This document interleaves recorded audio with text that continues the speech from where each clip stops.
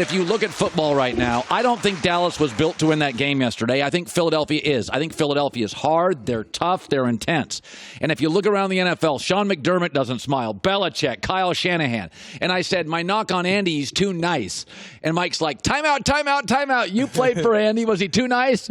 No, Andy wasn't. Not with me. I think with Deshaun and, maybe LaShawn, some of those guys, he was a little more lean. He still stayed on top of everybody, but I still would say it was things that we did that we didn't want to get back to coach for sure.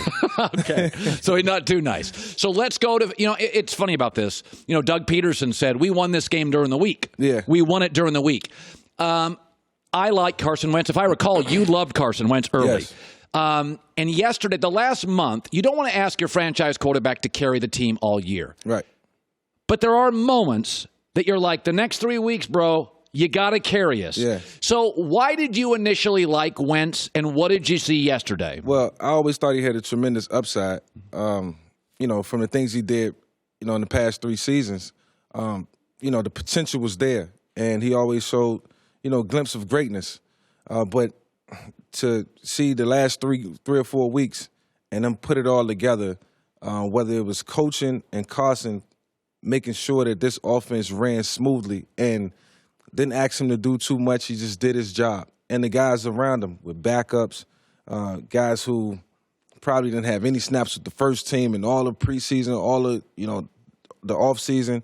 And for them to be able to, find a way to win games, I think is a big part of Carson Wentz, but I think it's more so the fact that Doug Peterson understands what he has in Carson Wentz and what Carson can do, and taking full advantage of his talents and what he brings to the table. Let's be fair about this. It's not easy. So Carson Wentz is the franchise, gets hurt, and then Foles wins the Super Bowl, and they build a statue.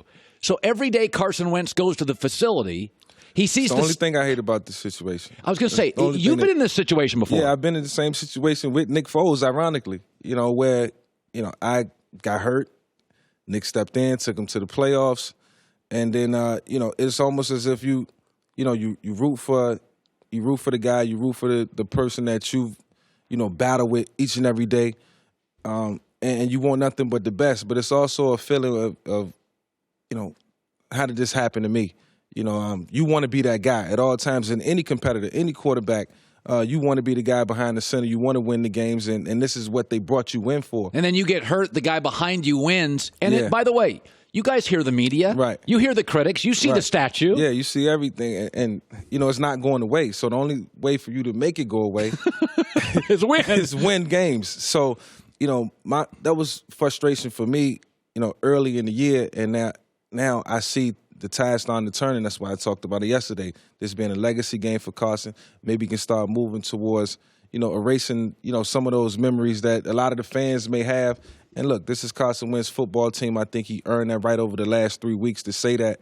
And, if they win and beat New York next week, they get into the playoffs, and this will be a season that we'll never forget. Yeah, I feel the same way. Yeah. It's not you don't have to win the Super Bowl to make great strides and have a great season. I mean, it's optimism. It sounds trite, for the but future. Considering the obstacles, if Seattle, with all their injuries now, won a playoff game, you'd be like, we thought they were going to be third in their division. Right. Some seasons don't end with a ring, but they end with a lot of optimism. Absolutely. Let's talk about Dak. The franchise tag was created so that you're like, listen, we like this guy, but he's got a lot to work with, and we don't want to get tied to a 4 or 5 year contract. When you watch Carson Wentz's talent and Dak next to each other yesterday, there's a gap. Now, it's not Mahomes-Trubisky, but Wentz is bigger, stronger, the arm.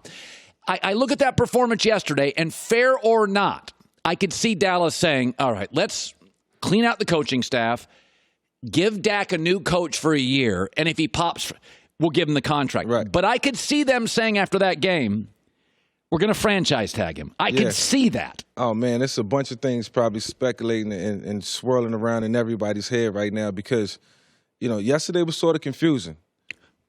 With Philadelphia having, a depleted team all across the board and the Dallas Cowboys coming in pretty much healthy, I think with a big three, with Dak, with Zeke and Amari. Cobb had a big day. Cobb, Gallup, everything was in place for them to win that football game. And like I said, if both teams showed up, then the Dallas Cowboys should win. It's a lot of questions being raised right now, and I think Dak has a great deal of talent.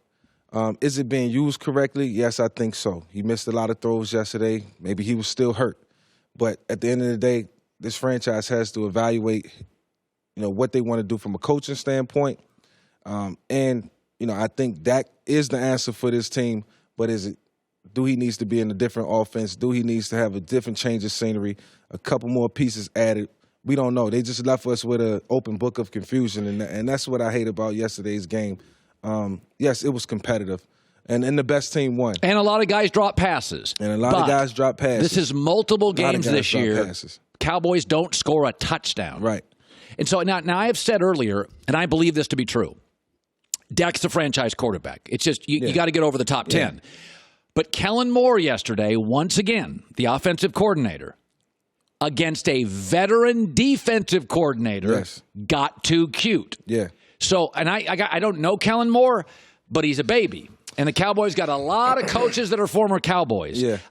It feels like to me Dak has regressed, and that's not the way it should work. It feels like there's a big coaching issue here. You're absolutely right. And for the most part, I thought Dak was put in good situations. I thought Kellen Moore called a pretty decent football game. But they schemed a lot of guys open. Yeah, they schemed. A lot of guys was running wide open.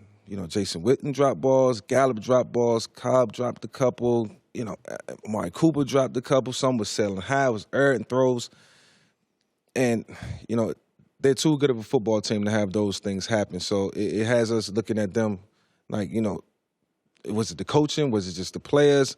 But I thought for the most part, Kellen did an okay job. It was just the players didn't deliver. No, I think that's fair. I think this is very fair. I've been brutal on Kellen Moore this year. Yeah. But there were 7 drop passes, and Dak missed a lot of them. I don't think you can crush Kellen Moore yesterday. Absolutely not. When I watched the game, there were 8 to 10 times I'm like, Dallas guys are wide. Oh, half were Dak, half were dropped. Tavon Austin running down the left sideline. Dak just overthrew him, and instantly I'm thinking, is he trying to overcompensate? Is his shoulder still hurting or bothering him? I'm seeing, passes fly high. And that's just not typical of what we've seen from Dak Prescott, throughout the course of the years. By the way, franchise tag, you get very rich. Dallas has no state tax. He'd get about $35 million a year. Again, it's not like the franchise tag. Money. It's good money if you can get it. Okay, I want to talk about something. You know this. You came into Atlanta, and you were such a unique talent. You were Lamar before Lamar. Except you were a higher draft pick, and it was unbelievable. And Michael Vick, and everybody wants the next Michael Vick like Lamar. But your team didn't know quite what to do. And you had some missteps early in your career in Atlanta. But I've said this from the beginning. In Atlanta, you were an easy guy to root for. Right. Because your team wasn't all in on you. The coaching wasn't great. You were so unique and exciting. And I always said, he's a good kid. He's not quite ready to be. Right. He doesn't quite really understand what the NFL franchise is. Similarly, Baker Mayfield. I think there's a DNA thing here. I think Baker was a little overdrafted, probably by a round or two, and I think he's a little cocky. His DNA is more linebacker than it is quarterback. Yesterday he's getting booed. So he and Darnold have the same basic record, the same flaws, the same issues.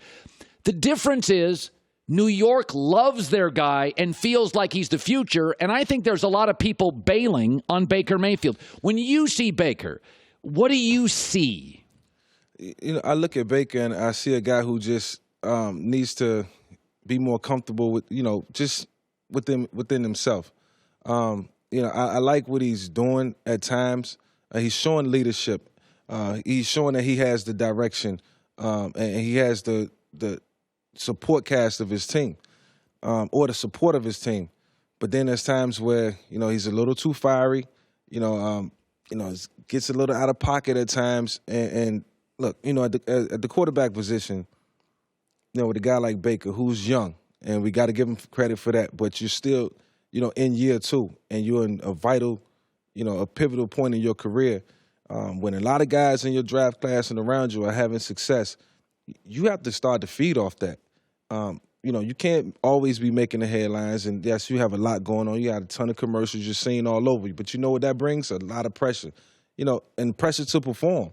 What the NFL is all about is being at your best for 16 weeks, on and off the field, at the quarterback position. Now, everybody else, it's a little lenient for them. They can get away with a lot. But at the quarterback position, all eyes are on you all the time. And that's one thing I didn't understand. You didn't understand. Or didn't pay a lot of attention to at a very young age when I was in the NFL, and I learned the hard way. And right now, it seems like Baker's going to learn the hard way.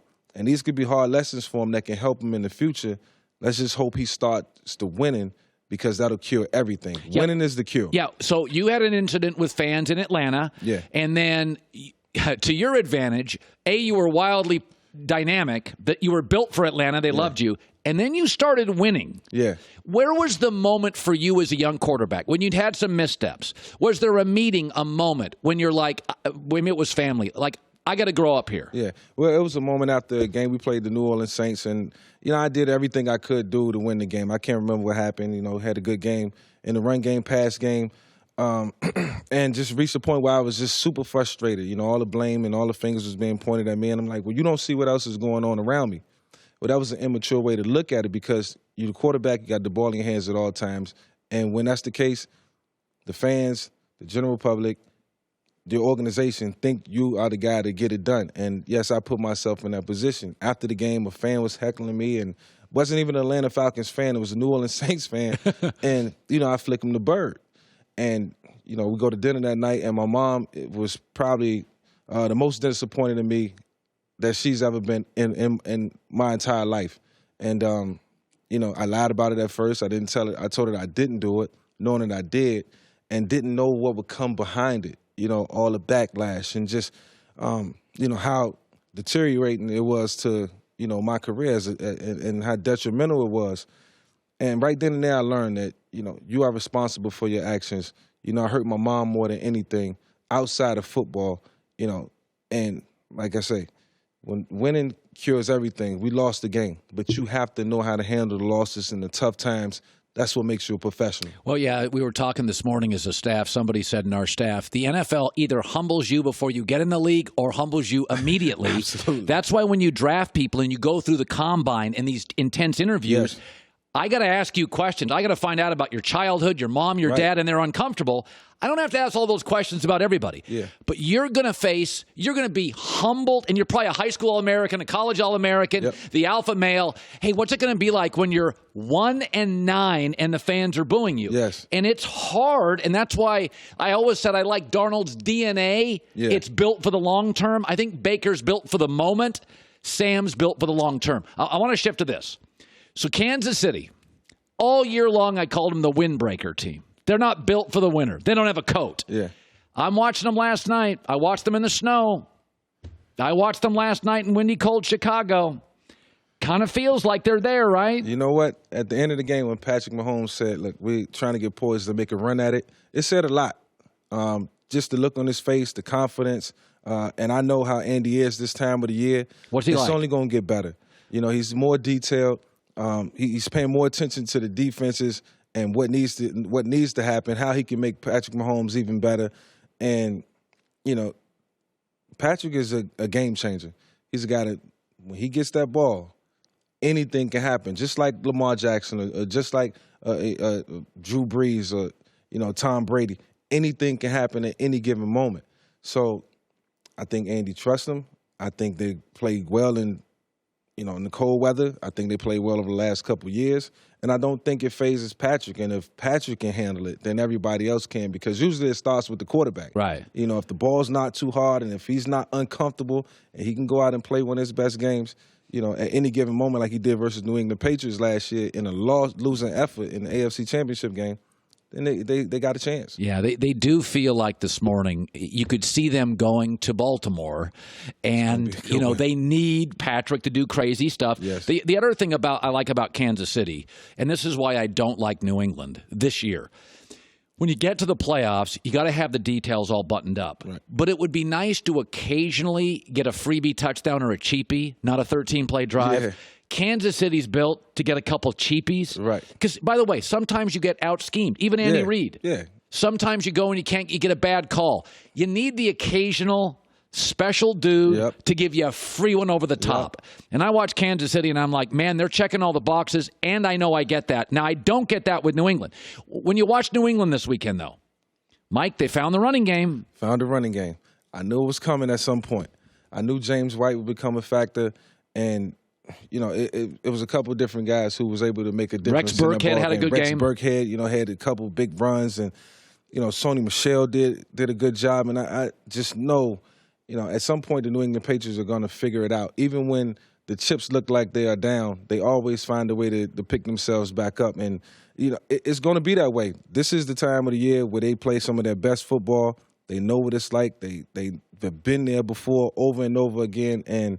With time to scheme and a bye, who knows what can happen? I told a friend yesterday, I said, I don't think New England could win at Baltimore. But if I'm Andy Reid and I'm watching that thing, yeah, you just before the Bears game, I'm like, oh, God. Because they were checking all these boxes, but you're like, if they can't run, they can't keep Patrick off the field. Yeah. And I watched it, and I'm like, oh, now they got the running game. This could be Andy's year. Okay, they checked the running. We can run the game and keep it away from Patrick Mahomes' box. Michael Vick, it's great seeing you. Hi, everybody. Thanks for watching. Subscribe here to get the latest from the show. Also, be sure to check out more of the best clips from The Herd or go watch a few segments from other shows on FS1.